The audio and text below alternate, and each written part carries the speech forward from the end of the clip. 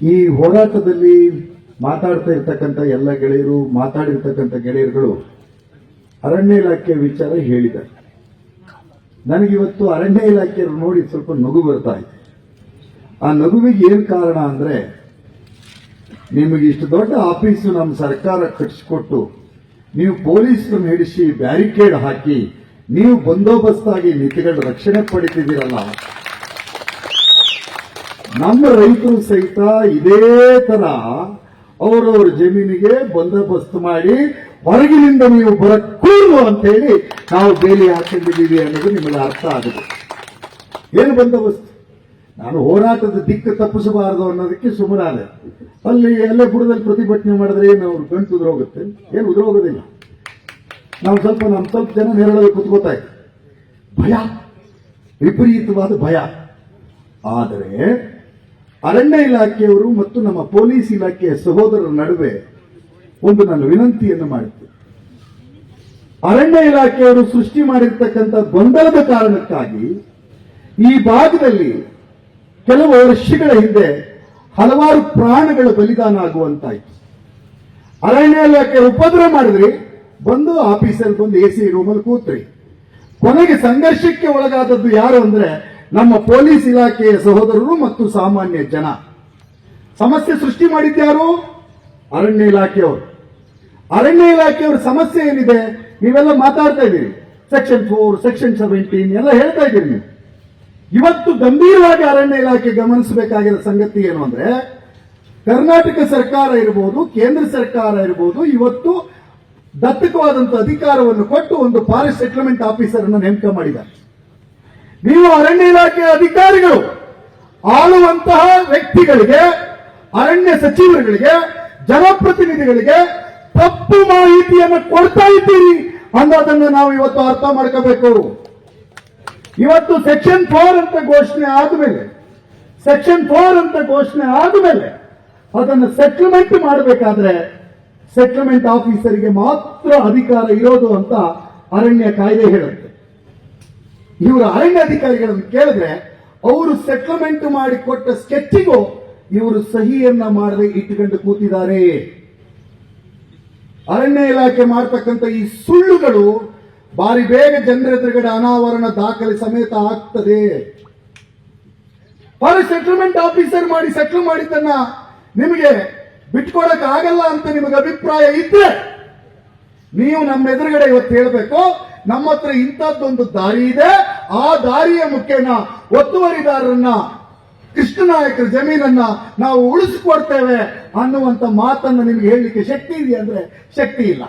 ಆ ರೀತಿ ಸಮಸ್ಯೆ ಬಂದ ಕೂಡಲೇ ಸುಪ್ರೀಂ ಕೋರ್ಟ್, ಗೋದಾವರಿ ಮಣ್ಣು, ಗ್ರೀನ್ ಟ್ರಿಬ್ಯುನಲ್, ಮಣ್ಣು ಮಸಿ ಮಾತಾಡ್ತಕ್ಕಂಥ ಈ ಅರಣ್ಯಾಧಿಕಾರಿಗಳು ಎಲ್ಲ ಸಮಸ್ಯೆಗಳಿಗೆ ಕಾರಣ ಆಗಿದ್ದಾರೆ ಅನ್ನುವಂಥದ್ದನ್ನು ಹೇಳ್ತೀನಿ.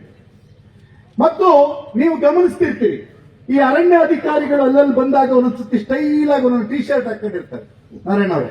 ಅದರಲ್ಲಿ ಒಂದು ಹುಲಿ ಚಿತ್ರ, ನಮ್ಮೂರು ಫಾರೆಸ್ಟ್ರು ಹುಲಿ ಚಿತ್ರ ಎದೆ ಮೇಲೆ. ವಿಟ್ಲೈಡರ್ ಮುಂದೆ ಮಾತಾಡೋರು ಇದ್ರೆ ಹೇಳ್ತಾರಂತ ಅನ್ಕೋರಿ, ಹುಲಿ ಚಿತ್ರ ಎದೆ ಮೇಲೆ. ಆ ಹುಲಿ ಚಿತ್ರದ ಟಿ ಶರ್ಟ್ ನಿಮ್ಮ ಕೈಗೆ ಬರೋದು ನಿಮ್ಮ ಇಲಾಖೆ ಕೊಡ್ತಕ್ಕಂಥದ್ದಲ್ಲ, ವಿದೇಶದಿಂದ ಹಣವನ್ನು ಪಡಿತಕ್ಕಂಥ NGOಗಳ ಮುಖೇನ ಅದನ್ನು ನೀವು ಹಾಕ್ತಾ ಇದ್ದೀರಿ ಅಂತ ಹೇಳ್ತಾ ಇದ್ದೀರಿ. ಇವತ್ತು ಈ ಚಳವಳಿಯ ಮುಖೇನ ಒಂದು ಕರೆಯನ್ನು ಕೊಡೋಣ. ಹೋರಾಟಕ್ಕೆ ಒಂದು ತಾತ್ವಿಕವಾದ ಹಿನ್ನೆಲೆ ಇರಬೇಕು. ನೀವು ಭವಿಷ್ಯದ ದಿನಗಳಲ್ಲಿ ಎಲ್ಲರೂ ಪೆಟ್ರೋಲಿಂಗ್ ಮಾಡ್ತಕ್ಕಂಥ ಸಂದರ್ಭದಲ್ಲಿ, ಹಳ್ಳಿಗೆ ಹೋಗ್ತಕ್ಕಂಥ ಸಂದರ್ಭದಲ್ಲಿ ನೀವು ಹುಲಿ ಸ್ಟಿಕ್ಕರ್ ಇರ್ತಕ್ಕಂಥ ಏನಾದ್ರು ಜಾಕೆಟ್ ಹಾಕೊಂಡು ಸ್ಟೈಲ್ ಆಗಿ ಏನಾದ್ರು ಹೋದ್ರೆ ಇದನ್ನ ನೀವು NGOಗಳ ಹಣವನ್ನ, ಎಂಜಲನ್ನ ತಿಂತ ಇದ್ದೀರಿ ಅನ್ನೋದಕ್ಕೆ ಇದು ಸಾಕ್ಷಿ ಅನ್ನೋದನ್ನ ನಾನು ಈ ಸಂದರ್ಭದಲ್ಲಿ ಹೇಳ್ತೇನೆ. ನನಗೆ ನಿಷ್ಠೂರುಗಳಾದ್ರೂ ಬೇಜಾರಿಲ್ಲ, ಸತ್ಯವನ್ನ ಹೇಳಲೇಬೇಕು ಅನ್ನೋ ಕಾರಣಕ್ಕಾಗಿ ಇದನ್ನು ಹೇಳ್ತಾ ಇದ್ದೆ.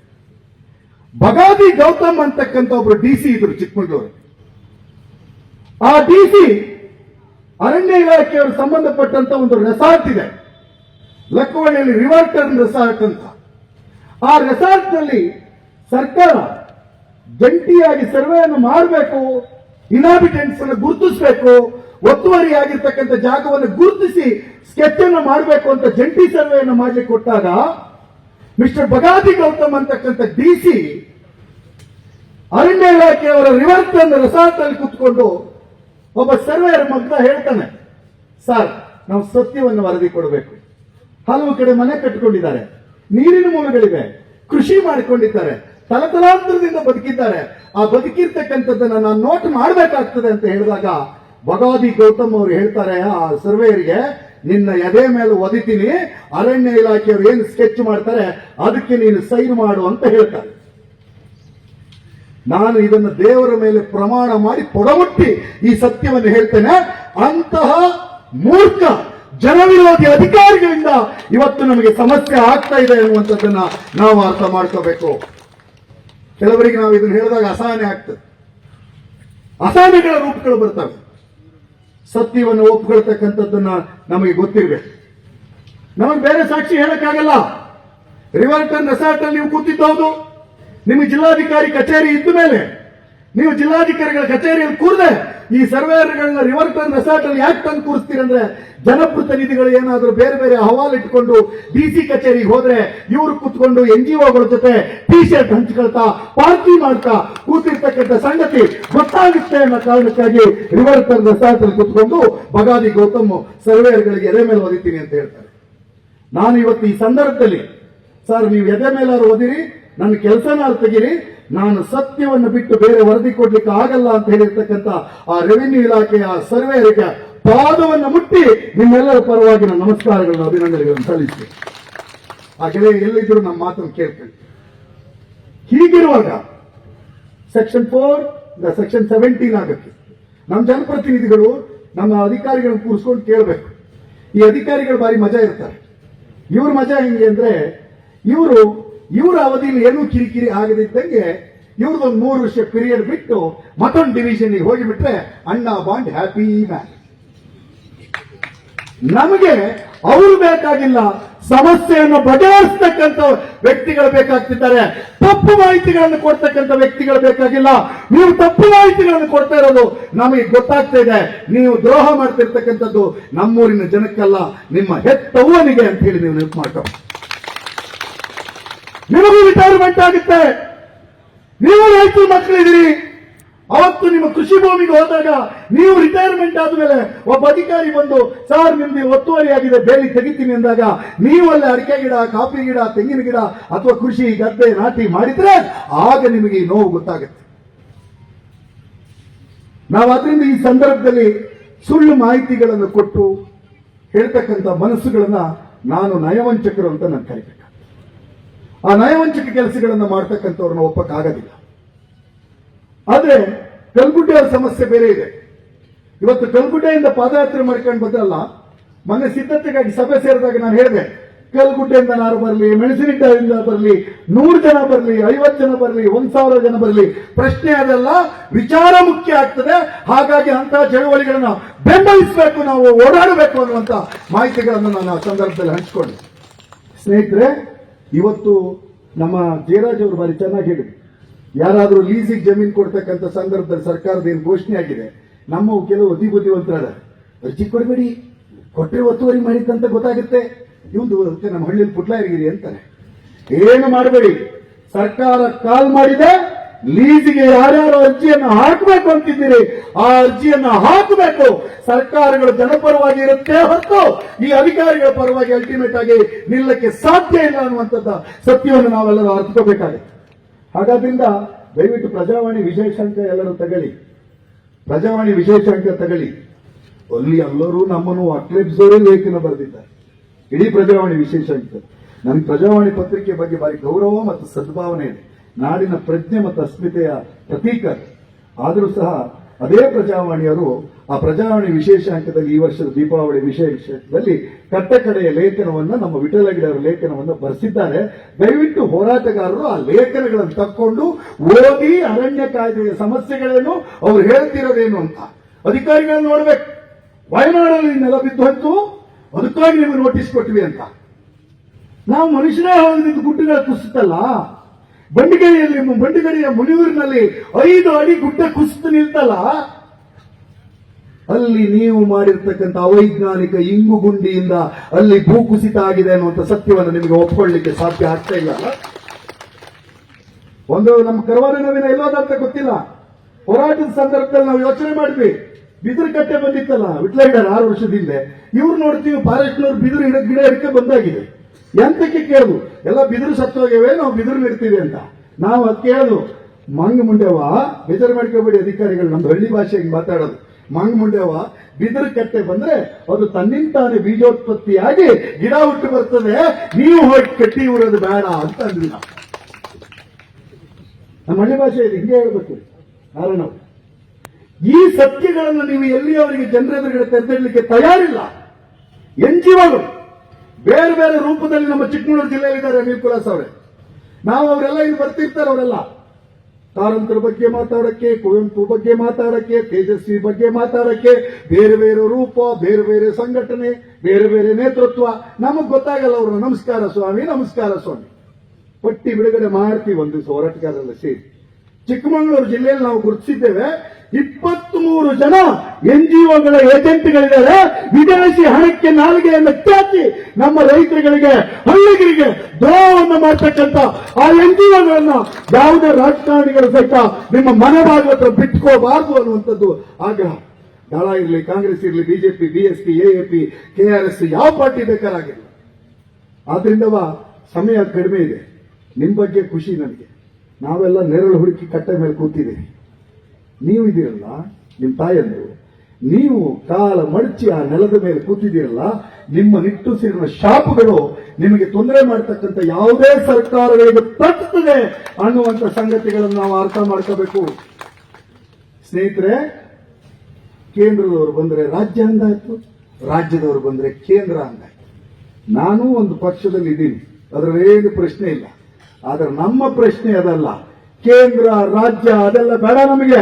ನೀವಿಬ್ರು ಕೂತು ನಮ್ಮ ಸಮಸ್ಯೆಯನ್ನು ಬಗೆಹರಿಸಿಕೊಡ್ತಕ್ಕಂಥ ಹೊಣೆಗಾರಿಕೆ ಇದೆ ಅನ್ನುವಂಥದ್ದನ್ನ ಇಲ್ಲಿಯೂ ಹೇಳ್ತೇವೆ, ಬೆಂಗಳೂರಲ್ಲೂ ಹೇಳ್ತೇವೆ, ಅವಕಾಶ ಸಿಕ್ಕಿದ್ರೆ ಡೆಲ್ಲಿಯಲ್ಲೂ ಹೇಳ್ತೇವೆ. ಮತ್ತೆ ಕೆಲವು ಕನ್ಫ್ಯೂಷನ್ ಬೇಡ. ಕಸ್ತೂರಿ ರಂಗನ್ ವರದಿ ಬೇರೆ, ಇದು ಬೇರೆ, ಬೇರೆ ಅಲ್ಲ, ಎಲ್ಲ ಒಂದೇ. ಎಲ್ಲವೂ ನಿಮ್ಮನ್ನ ಇಲ್ಲಿ ಅಸಹನೀಯವಾಗಿ ಮಾಡಿ ನಿಮ್ಮನ್ನ ಎತ್ತಂಗಡಿ ಮಾಡಿಸಬೇಕು ಅನ್ನುವಂತ ಉದ್ದೇಶವನ್ನು ಹೊಂದಿದ್ದಾವೆ ಹೊರತು ನಿಮ್ಮನ್ನ ಇಲ್ಲಿ ಉಳಿಸಬೇಕು ಅನ್ನುವಂತ ಉದ್ದೇಶವನ್ನು ಹೊಂದಿಲ್ಲ. ರಾಧ ಮಾತಾಡ್ತಾ ಹೇಳಿದ್ರು, ಕುದುರೆಮುಖ ರಾಷ್ಟ್ರೀಯ ಉದ್ಯಾನದ ವಿಚಾರದಲ್ಲಿ ಜನ ಹೋರಾಟ ಮಾಡಿದ್ರೆ ಅವಾಗ ಎಚ್ಚೆತ್ತುಕೊಂಡಿದ್ರೆ ರಾಜೇಗೌಡರು ನಮಗೆ ಈ ಸಮಸ್ಯೆ ಬರ್ತಿಲ್ಲ. ನಾವೀಗ ಯಾವ್ದ್ರ ಬಗ್ಗೆ ಐಡಿಯಾ ಮಾಡ್ತಿದೀವಿ ಅಂದ್ರೆ, ಅವ್ರು ಅಲ್ಲಿಂದ ಎತ್ತಂಗಡಿ ಆದ್ರೆ ಪ್ಯಾಕೇಜ್ ಕೊಡಿಸ್ತೀವಿ ಅಂತ. ಪ್ಯಾಕೇಜ್ ತಗೊಳಕ್ಕೆ ನಮ್ಮ ಜನ ಕೂತಿರೋದಲ್ಲ, ನಾವು ಈ ನೆಲದಲ್ಲಿ ನೆಲೆ ನಿಲ್ಲಬೇಕು ಅನ್ನುವ ಉದ್ದೇಶಕ್ಕೆ ಕೊಟ್ಟಿದ್ದೇವೆ. ನಾವು ಹೇಳ್ತಿದ್ದೇವೆ, no more extension of national park. ಮಾಡಿಬಿಟ್ಟಿದ್ದೀರಿ ನೀವು. ಇನ್ನು ಎಕ್ಸ್ಟೆನ್ಷನ್ ಮಾಡ್ತಕ್ಕಂಥ ನಿಮ್ಮ ಯಾವುದೇ ದುರುದ್ದೇಶ. ಡೈರೆಕ್ಟ್ ಆಗಿ ನ್ಯಾಷನಲ್ ಪಾರ್ಕ್ ಅಂತ ಹೇಳಕ್ ಆಗ್ತಿಲ್ಲ ಸುರೇಶ್. ಅದಕ್ಕೆ ಇವರು ಸೆಕ್ಷನ್ 4, ಸೆಕ್ಷನ್ 17, ಈ ಗುಡ್ಡದ 17 ಆಗಿ ಆಚೆ ಕಡೆ ಗುಡ್ಡ 17 ಆದ್ಮೇಲೆ ಆಮೇಲೆ ಫಾರೆಸ್ಟ್ನವ್ರನ್ನ ಪ್ರಪೋಸಲ್ ಹೇಳ್ತಾ ಬಂದ 17 ಮಾಡಿಯಾಗಿದೆ. ಈ ಕಾಡಲ್ಲಿ ಹೆಬ್ಬಾವು ಸಾಕಬೇಕು, ಹುಲಿ ಸಾಕಬೇಕು, ಸಿಂಹ ಸಾಕಬೇಕು, ತೊಡ ಸಾಕಬೇಕು. ಹೌದಣ್ಣ, ಅಲ್ಲಿದ್ದ ರಂಗಣ್ಣ, ಪುಟ್ಟಣ್ಣ, ರಾಮಣ್ಣನ ಏನ್ ಮಾಡ್ತೀರಿ ಅಂದ್ರೆ ಅವರಿಗೆ ಎತ್ತಂಗಡಿ ಮಾಡ್ತೀವಿ, ಅವರಿಗೆ ಎತ್ತಂಗಡಿ ಮಾಡ್ತೀವಿ. ಅರಣ್ಯ ಇಲಾಖೆ ಈ ಹುನ್ನಾರವನ್ನ ಜನರ ಎದುರುಗಡೆ ನಿರಂತರವಾಗಿ ಹೇಳ್ತೇವೆ. ಅರಣ್ಯ ಇಲಾಖೆಯ ಸ್ನೇಹಿತರಿಗೆ, ಅಧಿಕಾರಿಗಳಿಗೆ ಹೇಳ್ತೇವೆ, ನೀವು ಹೊಸ ಎನ್ಕ್ರೋಚ್ಮೆಂಟ್ ಇದ್ರೆ ಅದರ ವಿರುದ್ಧ ನಾವು ಸಂಘಟನೆಯವರು ಇರಬೇಕು ಅಂತ ನಾವು ಸ್ಪಷ್ಟವಾಗಿ ಹೇಳ್ತೇವೆ. ನಾವು ರೆಡಿ ಇದ್ದೀವಿ. ಹೊಸ ಎನ್ಕ್ರೋಚ್ಮೆಂಟ್, ನೀವು ಹಳೆ ಎನ್ಕ್ರೋಚ್ಮೆಂಟ್ ಅಲ್ಲಿ ನೀವು ಆಗತೆ ಮಾಡಿದ ಕೂಡಲೇ ಇದು ಹೊಸ ಗಿಡ, ನೆಲ ಕೆಂಪಾದ ಕೂಡಲೇ ಹೊಸ ಗಿಡ. ನಿಮಗೆಲ್ಲ ಏಜ್ ಎಲ್ಲ ತಿಳಿಯುವಂತ ಶಕ್ತಿನೂ ಇಲ್ಲ, ನಿಮಗೆ ವ್ಯಾಪ್ತಿನೂ ಇಲ್ಲ. ನೀವು ಹೊಸ ಒತ್ತುವರಿ ಅನ್ನುವಂಥದ್ದನ್ನು ಬಿಟ್ಟು ಬೇರೆ ಒತ್ತುವರಿಗಳನ್ನು ತೆರವು ಮಾಡಕ್ಕೆ ಹೋದ್ರೆ ಇಲ್ಲಾಗಿರ್ತಕ್ಕಂಥ ಕಾನೂನಿನ ತೊಂದರೆಗಳಿಗೆ, ಶಾಂತಿ ನೆಮ್ಮದಿಗಳಾಗ್ತಕ್ಕಂಥ ತೊಂದರೆಗೆ ಕೆಲಸ ಮಾಡ್ತಕ್ಕಂಥ ಅಧಿಕಾರಿಗಳು ಹೊಣೆ ಆಗ್ತಾರೆ ಅನ್ನುವಂಥ ವಾಸ್ತವವನ್ನ ಜನರೆದುರುಗಡೆ ನಾವು ಹೇಳಬೇಕಾಗ್ತದೆ. ದಯವಿಟ್ಟು ನಮ್ಮ ವೈರಿಯೇ ಇರಲಿ, ಆಸ್ತಿ ಸಂಬಂಧ ಜಗಳ ಇರಲಿ, ದೇವಸ್ಥಾನದ ವಹಿವಟ್ಟಿನ ಬಗ್ಗೆ ಸಂಬಂಧದಲ್ಲಿ ಜಗಳ ಇರಲಿ, ಇನ್ನೊಬ್ಬರ ಮೇಲೆ ಅರಣ್ಯ ಇಲಾಖೆಯವರಿಗೆ ಅರ್ಜಿಯೊಂದು ಬರೀಬೇಕು. ನಮ್ಮ ಜನಕ್ಕೆ ಅವ್ರು ಅರಣ್ಯ ಇಲಾಖೆಯವರು ಅಲ್ಲಲ್ಲೂ ಕ್ಯಾನ್ವಾಸ್ ಮಾಡೋದು ನಂಗೆ ಗೊತ್ತಿದೆ. ಇದು ನಾವು ತೆಗಿಯಕ್ಕೆ ಹೋದ್ರೆ ವಿಟ್ಲೈಡರ್ ಬಿಡಲ್ಲ, ರಾಜೇಗೌಡರು ಅಡ್ಡ ಹಾಕ್ತಾರೆ, ಶೆಟ್ಟಿಗದ್ದೆ ರಾಮಸ್ವಾಮಿ ಅಡ್ಡ ಹಾಕ್ತಾರೆ, ಕುಕ್ಕುಡಿ ರವಿ ಅಡ್ಡ ಹಾಕ್ತಾರೆ. ಅದಕ್ಕೆ ನಮ್ದು ಬೆಂಗಳೂರಲ್ಲಿ ಒಂದು ನಂಬರ್ ಇದೆ, ಈ ನಂಬರಿಗೆ ಕಂಪ್ಲೇಂಟ್ ಮಾಡಿ ಅಂತ ಯಾರು ಹೇಳ್ಕೊಡೋದು? ಇವರೇ ಹೇಳ್ಕೊಡೋದು. ಇವ್ರು ಕಂಪ್ಲೇಂಟ್ ತಗೊಳ್ಳೋದು ರಾಜೇಗೌಡ್ರೆ. ತಗೊಂಡಾದ್ಮೇಲೆ ಏನೂ ಮಾಡಂಗಿಲ್ಲ ಸರ್, ಅಲ್ಲಿಂದ ಬಂದಿದೆ. ನಿಮ್ಮ ನಡುವೆ ಏನಾಗ್ತಕ್ಕಂಥ ಚರ್ಚೆಗಳನ್ನು ನಾವು ಮಾಡ್ತೇವೆ. ಇಲ್ಲೊಬ್ರು DF ಆಗಿದ್ರು, ಮಿಸ್ಟರ್ BP ರವಿ ಅಂತ. ಅವರೇನು ಹೇಳಿದಾರಂತೆ, ಕಾಫಿ ಗಿಡ ಕಡಿದ್ರೆ ಸಾಲದಂತೆ ಗಿಡದ ಬಡ್ಡೆನೇ ತೆಗಿಬೇಕಂತ ಈ ಸರಿ ಒತ್ತುವರಿ ತೆರುವಾಗ. ಅದಕ್ಕೆ ಜಾಗ ನೋಡಕ್ ಬರೋರಂತೆ ರಾಜೇಗೌಡ್ರೆ. ಸ್ವಲ್ಪ ಇದ್ರ ಬಗ್ಗೆ ಎಲ್ಲ ನಾವು ಭವಿಷ್ಯದಲ್ಲಿ ಜನ ಜಾಗೃತಿ ಮತ್ತು ಎಚ್ಚರಿಕೆಯಿಂದ ನಾವು ಇರಬೇಕಾಗ್ತದೆ. ಬಡ್ಡೆ ಕೇಳಕ್ ಹೋದ್ರೆ ನಿಮ್ ಬಡ್ಡೆ ಕೀಳೋದು ಹೆಂಗೆ ಅನ್ನೋದು ನಮಗೂ ಬರ್ತದೆ. ಅದು ಕಾನೂನಾತ್ಮಕವಾಗಿ ಸಂವಿಧಾನಾತ್ಮಕವಾಗಿ ನಮಗೆ ಮಾಡತಕ್ಕಂಥ ಹೋರಾಟದಲ್ಲಿ ನಂಬಿಕೆ ಇದೆ. ಆ ನಂಬಿಕೆಯನ್ನು ಈಡೇರಿಸ್ತೇವೆ. ಈ ಚಳವಳಿ ಪಕ್ಷ ಭೇದವಿಲ್ಲದೆ ನನಗೊಂದು ಪಕ್ಷ ಶೇರ್ತಿದೆ, ಇನ್ನೊಬ್ಬರಿಗೆ ಇನ್ನೊಂದು ಪಕ್ಷ ಶೇರ್ತಿದೆ. ಆದ್ರೆ ಅದನ್ನೆಲ್ಲವನ್ನು ಬಿಟ್ಟು ಅರಣ್ಯ ಇಲಾಖೆ ಅಧಿಕಾರಿಗಳಿಗೆ ನಿಮಗೊಂದು ಸಂದೇಶ ಕೊಡ್ತಿದ್ದೀವಿ. ಜನರ ಒತ್ತುವರಿ ತೆರವು, ಬದುಕಿನ ತೆರವು, ಮನೆ ತೆರವು, ಅವರ ಬೇಲಿ ತೆರವು, ಅವರ ಗಿಡ ಕಡಿಯುವ ಪ್ರಶ್ನೆ ಬಂದ್ರೆ ಪಕ್ಷಾತೀತವಾಗಿ, ಜಾತ್ಯಾತೀತವಾಗಿ, ಧರ್ಮಾತೀತವಾಗಿ ನಾವೆಲ್ಲರೂ ಒಟ್ಟಾಗಿದ್ದೇವೆ ಅಂತಕ್ಕಂಥ ಸಂದೇಶವನ್ನು ಕೊಡಲಿಕ್ಕೆ ನಾವು ಇಲ್ಲಿ ಕೂತಿದ್ದೇವೆ. MP ಅವರು ಬಂದು ಪಾದಯಾತ್ರೆಯಲ್ಲಿ ಭಾಗವಹಿಸಿದ್ದಾರೆ. MLA ಅವರು KDP ಸಭೆಯನ್ನ ಮೊಟಕುಗೊಳಿಸಿ ಮುಂದುವರಿಸ್ತೀನಿ ಅಂತ ಬಂದು ಸಭೆಯಲ್ಲಿ ಬಂದು ಕೂತಿದ್ದಾರೆ. ಇದರ ಅರ್ಥ ಏನು? ನಮ್ಮನ್ನು ಒಡಿಬಿಡಿ, ನಾವು ಒಟ್ಟಾಗಿದ್ದೇವೆ, ನಮ್ಮ ಜನಗಳ ಪರವಾಗಿ ನಾವು ಒಟ್ಟಾಗಿದ್ದೇವೆ. ಕಸ್ತೂರಿ ರಂಗನ್ ವರದಿ 6ನೇ ಬಾರಿ ನೋಟಿಫಿಕೇಶನ್ ಕಳಿಸಿದ್ದಾರೆ. ಒಂದ್ಸತಿ ಅಬ್ಜೆಕ್ಷನ್ ಕೊಟ್ಟುವಪ್ಪ, ಮತ್ತೆಂಟಕ್ಕೆ ನೋಟಿಫಿಕೇಶನ್ ಇರೋದು ಪದೇ ಪದೇ ಕೊಟ್ಟಾದ ಮೇಲೆ ಮುಗೀತು. 6ನೇ ಬಾರಿ ಕೊಟ್ಟಿದ್ದೀರಿ, ಸಂಪೂರ್ಣವಾಗಿ ಮುಕ್ತಾಯ ಮಾಡಿ ಇನ್ನೊಂದು ಎಕಲಾಜಿಕಲ್ ಸ್ಟಡಿ ಬಗ್ಗೆ ನೀವೇನೋ ರಿಪೋರ್ಟ್ ತರದಿದ್ರೆ ಸ್ಥಳೀಯರನ್ನ, ಸಂಘಟನೆಯವರನ್ನ, ಸ್ಥಳೀಯ ಜನಪ್ರತಿನಿಧಿಗಳನ್ನ ಸೇರಿಸಿ ಒಂದು ಹೊಸ ಕಮಿಟಿಯನ್ನು ಮಾಡಿ ವಾಸ್ತವ ವರದಿಯನ್ನ, ಭೌತಿಕ ವರದಿಯನ್ನ ತರಿಸಿಕೊಂಡು ಆಮೇಲೆ ನೀವು ಯಾಕೋ ಸೆನ್ಸಿಟಿವ್ ಮಣ್ಣಂಗಟ್ಟಿ ಏನು ಮಾಡ್ತೀರಾ ಅನ್ನೋದ್ರ ಬಗ್ಗೆ ಮತ್ತೆ ತೀರ್ಮಾನ ಮಾಡಬೇಕು. ಈಗಿರ್ತಕ್ಕಂಥ ವರದಿ ಅವೈಜ್ಞಾನಿಕವಾಗಿದೆ ಅಂತ ಹೇಳಿ ನನ್ನ ಮಾತು ಮುಗಿಸೋ ಸಂದರ್ಭದಲ್ಲಿ MD ನಂಜುಂಡಸ್ವಾಮಿ ಹೇಳ್ತಾ ಇದ್ದೆ, ಸಾಲ ಮನ್ನಾ ಕೇಳುತ್ತೆ. ರೈತ ಸಾಲಗಾರ ಅಲ್ಲ, ಸರ್ಕಾರ ಬಾಕಿದಾರ. ಆದ್ರಿಂದ ಈಗ ನಿಮಗೆ ಅರಣ್ಯ ಇಲಾಖೆಗೆ ಹೇಳ್ತೇವೆ, ನಾವು ಒತ್ತುವರಿದಾರರಲ್ಲ, ನಾವು ಸಾಗುವಳಿದಾರರು. ನಮ್ಮ ಜಾಗಕ್ಕೆ ಬರ್ತಾ ಇರ್ತಕ್ಕಂಥ ನೀವು ಒತ್ತುವರಿದಾರರು ಅಂತಕ್ಕಂಥ ವಿಚಾರವನ್ನ ನೀವು ಅರ್ಥ ಮಾಡ್ಕೋಬೇಕು. ನಮಗೆ ಒಂದು ದೊಡ್ಡ ಪರಂಪರೆ ಇದೆ. ನೀರಿನ ಮುಂದೆ ಜಲದುರ್ಗಿ, ಕಾಡು ರಕ್ಷಣೆಗೆ ವನದುರ್ಗಿ, ಕಾಡನ್ನು ಉಳಿಸಕ್ಕೆ ನಾಡುವನ ಮಾಡಿ ಪ್ರಾರ್ಥನೆ ಮಾಡಿ ಪೂಜೆ ಮಾಡಿ ಇದು ದೈವದ ಬನ ಅಂತ ಕಾಪಾಡ್ಕೊಂಡು ಬಂದವರು ನಾವು. ನೀವು ಇವಿ ಕಟ್ಕೊಂಡವರು ಬಂದವರಲ್ಲ. ನೀವು ಗೆಸ್ಟ್ ಹೌಸ್ ಕಟ್ಟತಕ್ಕಂಥ ಅರಣ್ಯ ಇಲಾಖೆ ಅಧಿಕಾರಿಗಳು ನಮಗೆ ಅರಣ್ಯ ಇಲಾಖೆ ನೀತಿ ಪಾಠವನ್ನ ಭವಿಷ್ಯದ ದಿನಗಳಲ್ಲಿ ಮಾಡಕ್ಕೆ ಬಂದ್ರೆ ಕಠೋರವಾದ ಉತ್ತರಗಳನ್ನು ನಮ್ಮಿಂದ ನೀವು ಎದುರಿಸಿಕೊಳ್ಳಬೇಕಾಗ್ತದೆ ಅನ್ನುವಂತ ಸತ್ಯವನ್ನು ಹೇಳ್ತಾ, ಬಿಸಿಲಲ್ಲಿ ನಾನು ಸ್ವಲ್ಪ ದೀರ್ಘವಾಗಿ ಮಾತಾಡಿದೆ. ಎಲ್ಲ ಸಂಘಟಕರಿಗೂ ನಾನು ವಿನಂತಿಯನ್ನ ಮಾಡಿ ಕ್ಷಮೆಯನ್ನ ಕೇಳಿ ನನ್ನ ಮಾತುಗಳನ್ನು ಮುಗಿಸ್ತೇನೆ. ಭವಿಷ್ಯದ ದಿನಗಳಲ್ಲಿ ಇಂಥ ಹೋರಾಟಕ್ಕೆ ನಿರಂತರವಾಗಿರೋಣ, ಒಟ್ಟಾಗಿರೋಣ.